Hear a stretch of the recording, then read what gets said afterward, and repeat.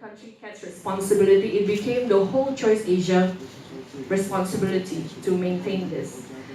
And I saw, the other thing I was very grateful for is long-lasting commitment.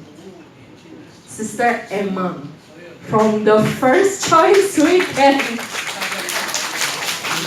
to now, Uncle Ferry, who attended 15 CACs.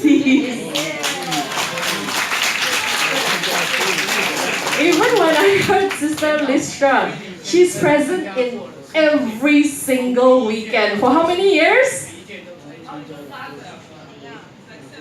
7 years. Every single weekend for 7 years. Wow. So how did all these things that we are so grateful for can happen? The theme, love sets one free. Initially, I find that very deep. It's very abstract. I couldn't grasp it. But now, what I see, God's love sets us free first. Do you feel God's love in this room? I feel it so much.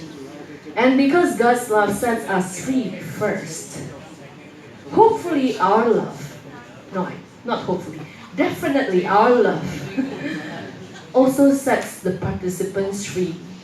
Our love sets one another free. And that's why Father mentioned God chose us to be beyond just a community, but to be a family.